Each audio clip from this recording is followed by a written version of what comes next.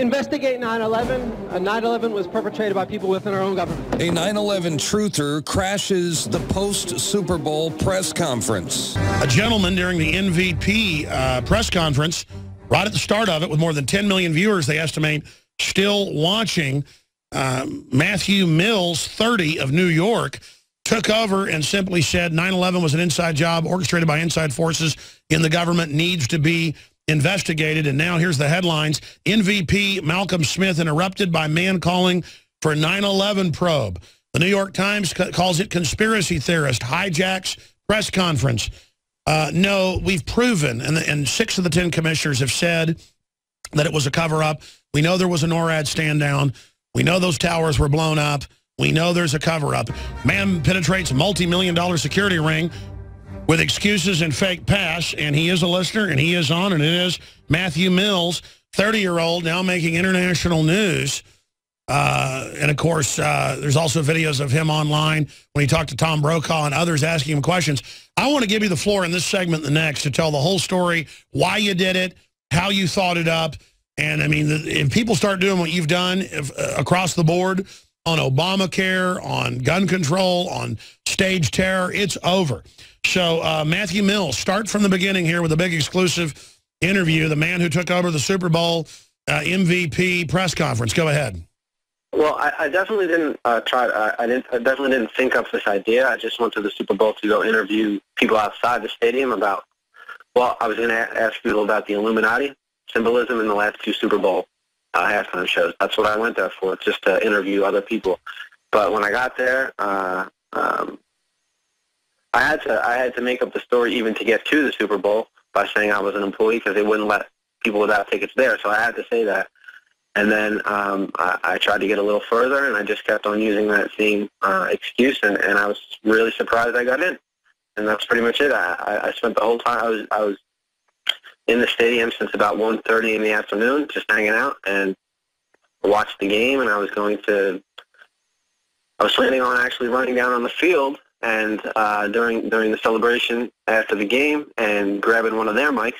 But then I saw the press box, and I went in there, and I just stayed in there, and I was in there from the end of the 3rd quarter until when you saw me grab the mic. Keep going. Sorry. No, I mean, if I start talking, I'm going to run over you. Go.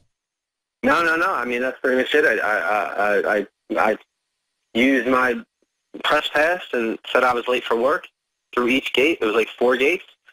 Fifth one for the press box or the press room, and that was pretty much it. It wasn't really that hard. I mean, I just pretty much acted like I was late for work and I had to get in, and that's pretty much it.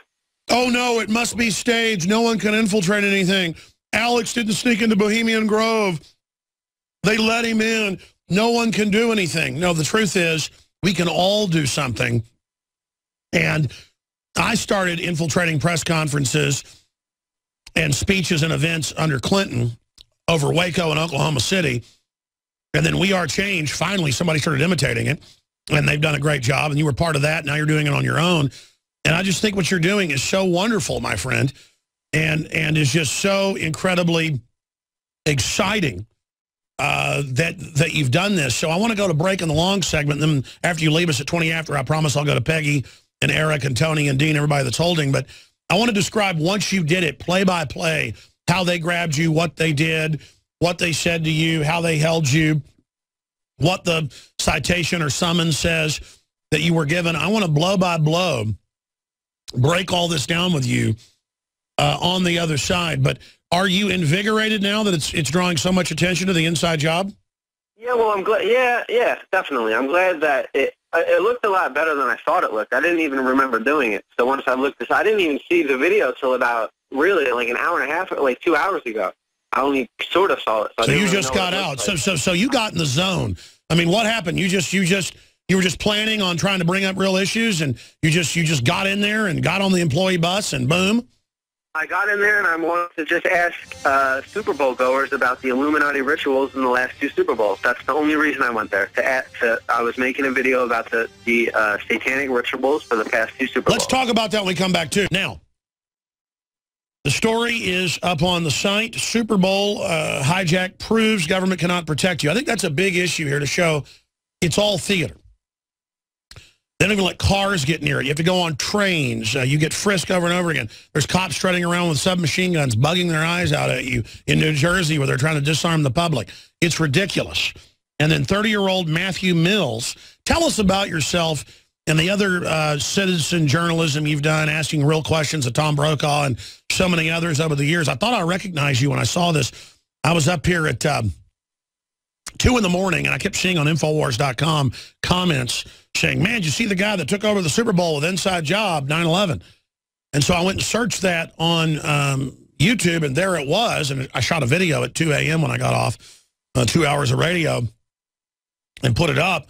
And then I said, I bet that guy's a listener. And then this morning we discovered that you had made web posts and stuff talking about the show before and had done stuff with We Are Change. So we salute the work you're doing. It's amazing. Tell us about some of your other confrontations, what you've done, and then play-by-play, describe what went on in your mind, what happened, what they did to you when they held you, what the ticket says, because the media is going to want this testimony here, and it's important you give it so they can't spin it and lie about you. So Mathew Mills, break it down for us. Well, if anyone wants to see my other confrontations and other journalistic work, they should see my YouTube channel, which is Mills Most. I'm going to be releasing Super Bowl footage on Mills Most.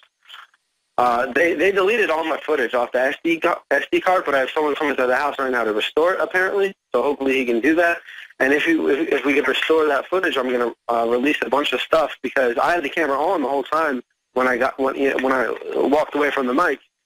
And so I got all that, what they were saying to me. So hopefully I don't even need to describe to you what they said. I'll have it on footage.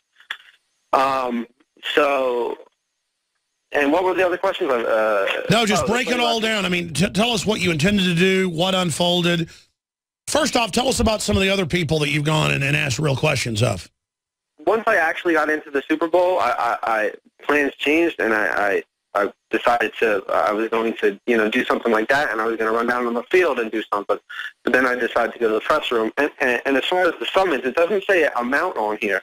I don't know what I owe. It says a court appearance is not required, so it doesn't seem like it's really that bad. And what are they claiming you did? It's criminal trespassing, and I'm banned from the Meadowlands for life, and apparently I'm banned from the NFL for life.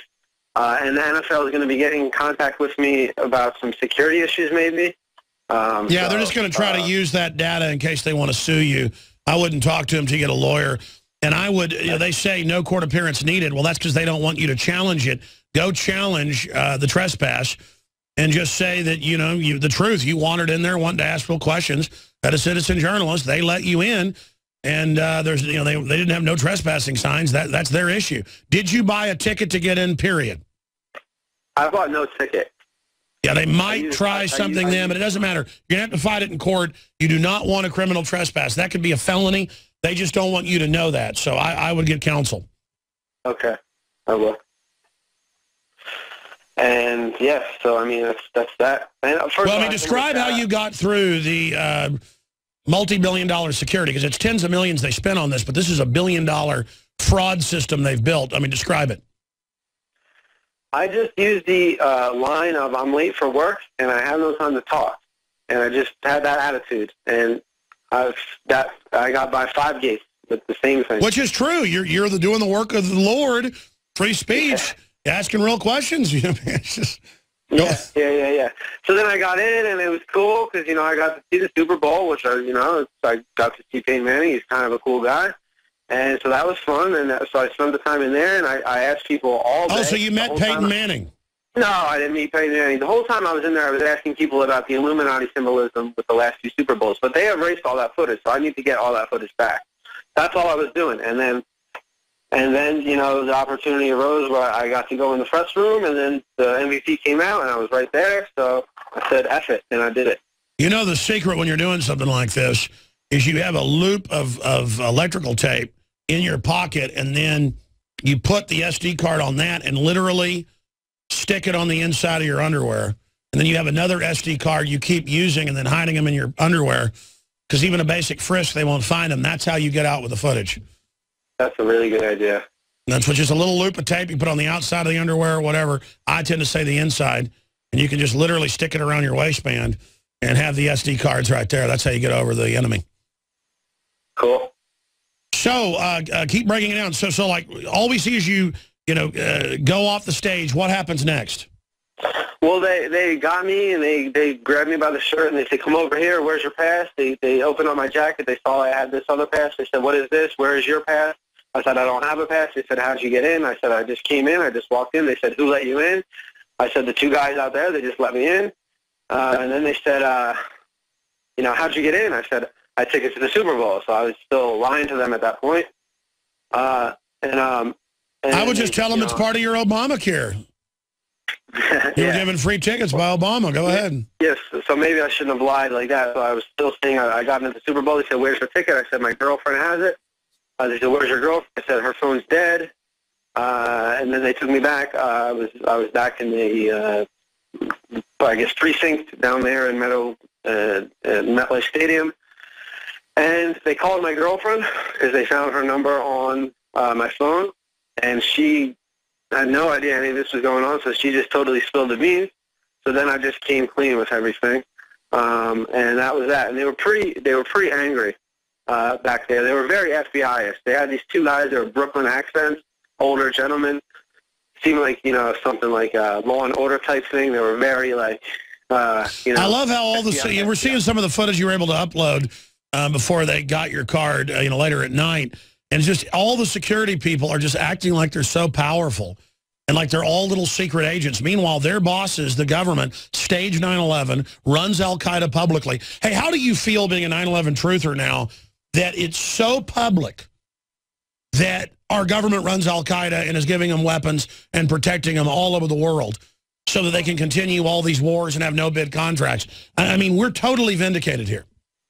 One of the cops that was taking my information was a 9/11 truther. He told me when no one was in the room with me. I'm not going to mention his name. He said, I believe in this stuff too. And he was the one that was nicest to me, and he was trying to get me out of there, probably because he was a little more awake. Well, yeah, because you've got to be a moron not to know they blew up all those towers, including, they said, get back, we're blowing it up. I had the deputy emergency manager in New York on who said, no, they said, get out, they're going to blow it up, and they killed him a week later. They just said, oh, Barry Jennings, he's dead now. And then, the family we think they witness protection team, actually, because it was like, he's dead, family moves out, no one will talk, all these black vans at the house, or they got the whole, what do you think about that?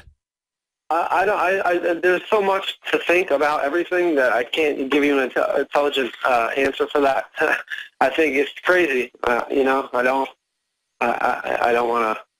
It's amazing. So how long were you in the custody?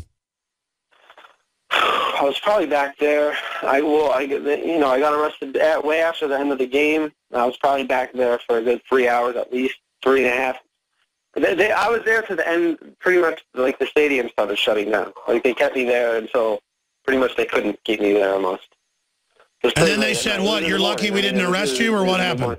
So 3 in the morning. I mean, what did they say to you when they finally let you go? They walked me out. They said, there's your train. They told me to get lost pretty much. Well, you've done an incredible job. I want to get you back on the nightly news tonight. Do you have Skype? Your radio show? Because I don't have your radio show. I get my Alex Jones info from YouTube. Somebody texted me. Some random guy texted me. I don't know his name. And he said, and so I just want to give a shout out to that guy, whoever that is. Okay. Absolutely. You watch us on YouTube, not the live show. Do you have Skype? I do. I can get Skype. It's been a while since I don't typically do Skype that much, but I can. Yeah, I can. No, I mean, you can do it on your iPhone, whatever. I'd like to have you on the nightly news. But right now, finishing up with the man of the hour, truly getting his 15 minutes of fame for something that matters. I mean, I look at that goofy lineman up there going, yeah, I never thought I'd be an MVP. It's so incredible. Meanwhile, a guy with real courage jumps up there and says, 9/11 is an inside job staged by criminal elements of the government. And he joins us now, a listener of the transmission. I had a good feeling that he was a listener. We checked it out online, found some of his work, knew he was. But he's a listener via YouTube, a viewer via YouTube, like so many tens of millions a week are. And he joins us, Mathew Mills. Matthew, closing comments. I just want to tell you, I really admire your work, and you're the kind of stand-up guy. You know, you're the kind of guy we need as an East Coast reporter. We don't have the money to have you full-time, but we can pay you when you go out on events. In the future, you're the type of guy, it'd be cheaper than sending Jakari, who's a great guy, you know, all the way from Texas to the East Coast. Well, maybe we should talk about, we're talking about hiring Sergeant Biggs right now to work for us as a reporter, but as well. But, you know, I think you've got what it takes because, you know, you got in there and you did it, buddy. You've got the right stuff, so we salute you. How would you like to go on an assignment at least once a month for us on the East Coast and get paid to do it? I would love to do it, Alex. Yeah, I think you're a real kind of guy we need on the team. So, you know, what else is going on, brother? Anything else you want to add? I think we kind of covered it all. You know, I'm getting a little bit excited about you right now. I mean, listen, I don't get excited about Peyton Manning in football. I mean, I get excited about what you did. I want to sneak into Bohemian Grove again, or I want to sneak into Skull and Bones. I want to sneak in and corrupt and expose these corrupt garbage heads. I mean, I love you blowing their operation and watching them run around like chickens with their heads cut off. You know what a big fan of you I am right now? Let me hear your war growl right now. Ah! If me and you get to talk off air, I'll tell you about a couple other things I want to infiltrate. So I like it. Like that. Anything else, soldier? Anything else you want to tell us? No, not at all. I appreciate the call. I didn't even know you were you wanted me to call in. Just like I got some text, and it's been nice to talk to you. I've been listening to you for a while, and I'm a big fan of your work. So well, I'm going to give you an Emperor Palpatine. You've done so well, all right? You have done well, Lord Vader. You like that? Right. I do. Okay, good, good. Anything else? Give us your YouTube, any of your other sites. Go ahead and plug away. Well, I don't have any other sites, but my YouTube channel is Mills Most, and that's pretty much it. If hopefully I'll be able to retrieve some of this footage, and you can see some of the stuff that happened at the Super Bowl. And by the way, I mean, you're taking action. You got a video up there with millions of views. I mean, you're really doing a great job, and you're another example of how we're going to defeat the enemy, and people just realize they are the future. They are the resistance. I mean, anybody can do this, folks, if you just decide to grow some guts and take action. And so, again, great job. And you're saying you didn't plan any of this. You were just literally led by the Spirit? Yeah, more or less, yeah. After the game was over, we had a lone wolf journalist drop a video bomb on the Super Bowl. Alex talked to him on the radio show today, and we have an interview with him on the nightly news, so stay tuned. He's going to tell us how he got through that vaunted security system. Investigate 9/11. 9/11 was perpetrated by people within our own government.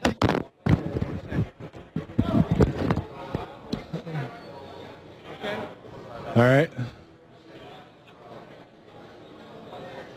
Is everybody all right? Well, as I mentioned earlier, there was a bomb at the Super Bowl, a video bomb. We had an independent journalist, Mathew Mills, drop a major information bomb at the Super Bowl at the press conference for the most valuable player. What he did was demonstrate single-handedly how futile, how ineffective the police state, the security state is. And he questioned the narrative, the fundamental idea that it's based on, that we have to do this because of 9/11. And here's Mathew Mills. Well, that was quite amazing what you did there at the Super Bowl. We've heard all of this stuff about all the security, the F-16s, we got $200,000 canine dogs, and yet you were able to get in and drop this video bomb on the MVP. That's kind of like going to the inaugural and getting up and leaning over and grabbing the mic of the president. Almost, yeah. Not quite, but yeah, almost. That's right.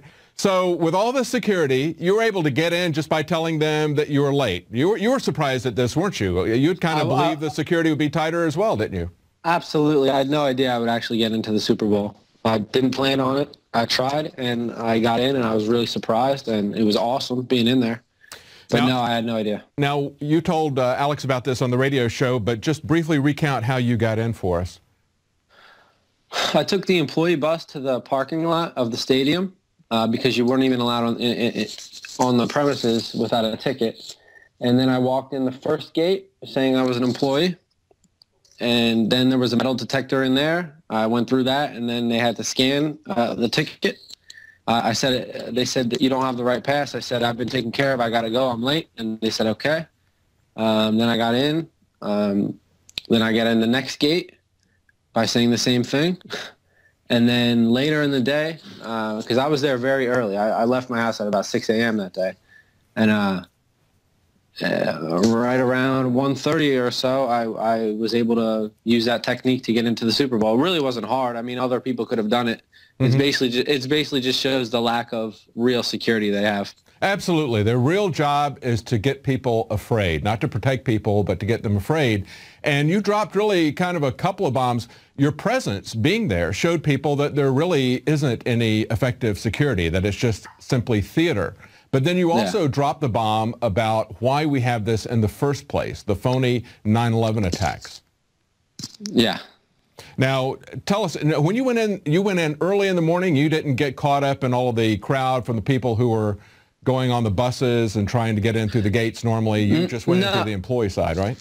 I went in early with the employees, so that was kind of my and I went in early that morning with the employees, and that's probably the reason I was able to get in. I think maybe later in the day they wouldn't have let anyone in without a ticket. I think early in the morning maybe it was easier. Well, you know, actually, our reporters, Jakari Jackson and his cameraman Josh, I heard about were able to go in. Yeah, they didn't ask them for their ticket either. They were so preoccupied with all this other nonsense that I wonder how many people got into the Super Bowl without paying for a ticket, without even having one. I'm sure someone else could have snuck in easily if I did.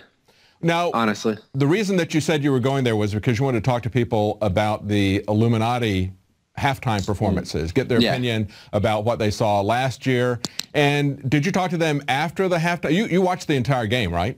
I watched the entire game, but the entire game I was up on the upper level walking around and around and around, and I interviewed all kinds of people about the Illuminati. So my mission was still accomplished. I just interviewed people inside instead of outside. So I got a lot of good footage that was all deleted, by the way, from the cops. Right. And do you think you can recover that? You mentioned that might be a possibility. You've talked to someone about that? Someone's coming over today, and they're going to take a look at that, and hopefully we'll be able to get that recovered. That's great. Yeah, one of the things that we've looked at is, you know, if you get a service like Ustream, you can live stream that, and even if they confiscate your camera, delete the stuff, if you have one of the packages that they have there, it'll save it up on the cloud. So you're kind of. I think even the free Ustream saves it, if I'm not mistaken. Well, you have to. It'll save it, but you have to. You have to save it and end it that way. Whereas with the other one, if they just confiscated it, it's still there. But there's a lot of tools out there. What's coming, though, of course, is Google has just put out a patent request where they could look and see where there's a lot of people that are streaming something, and then they could hand that over to the police. And if the police don't like people streaming stuff from one location, they can essentially shut down cell phone service to that area. So it's going to be measures, countermeasures. That's what we're going to see coming on all along. But you know, the key thing is that you did this and you asked the questions because the mainstream media is not asking the questions. Actually, people have pointed out. The Super Bowl was in New York also, so there was relevance to the question. Yes, and people had pointed out that the Seattle Seahawks head coach had questions himself about 9/11, but of course, nobody in the mainstream media was going to ask him any questions about that. Yeah. Well, tell us a little bit. Tell us a little bit about the Illuminati angle that you got with people, even though you don't have that footage. Tell us what you found out from them. Well, most people had no idea what the Illuminati was. I mean, literally. I mean, right now, Illuminati is very popular, so most people have heard about the Illuminati. But the people I talk to in there have never even heard of the Illuminati. So, you know, a lot of hardcore football fans, I guess, don't really care about the Illuminati. But some people did. The couple I ended up sitting next to, I asked them these questions, and they were very awake, and they knew about this kind of stuff. And a couple other people, one guy in particular, believe. You know, one of the questions I asked was. 33 gay and straight couples were married at the Grammys a week ago. Last year at the halftime show, the lights went out for 33 minutes. And February 2nd is the 33rd day of the year. I said, is that a coincidence? And it's just a question. You know, it's kind of interesting. It could be true, it could be not. And most of the people had no idea what I was talking about. But one guy didn't think it was a coincidence and I guess believed in the Illuminati. And I kind of try to stay objective about the Illuminati, but if you looked at the last couple of halftime shows, it's either A, there is an Illuminati, or B, they're using Illuminati symbolism to sell the show. And that was one of my other questions. I said, all this blatant Illuminati symbolism the past 2 years, are they just trying to sell the show, or is there something deeper going on? That was one of my questions. It's definitely there. It wasn't as blatant this year as it has been in the past, but the Mark Dice video that we had on InfoWars points out some of the symbolism that's there. The idea that they got children singing as Bruno Mars is talking about sex locks him out of heaven, not having it, and so and pulling in all of that and the symbols in the back, the triangular. Well, did you see the word they flashed? Prepare. Yeah. Prepare. Right. Yeah. Prepare. Yeah. Yeah, that was creepy. Being there because there was all these black people in the black costumes. And I don't know. I wasn't as bad as the past couple of years, but I noticed some stuff. Well, it certainly was interesting, and I think when we look at things like this song that was nominated for Best Song of the Oscars being removed because it came from an independent Christian film, I'm sure that would really rain on the parade of the Illuminati-type satanic worship symbols that we see at all of the award ceremonies now, not just the Super Bowl, not just the Grammys. It seems to be everything. They're throwing it in our face, and as you pointed out, the question is, why? Why do we keep seeing this over and over again? But you did a great job, Matthew, and one of the things I think was most amazing was the fact that this MVP player who's just been out fighting with these massive guys on the football field, he seemed really startled and taken back, and he asked, "Is everybody okay?" It was like you were some kind of a threat to him or something. So I don't know what he thought. Yeah. Well, you did a great job getting the information out there, and just your presence spoke volumes about what nonsense the security theater is at the Super Bowl. Thank you so much, Matthew, for your work. No problem. Thank you very much. Bye-bye. Bye-bye.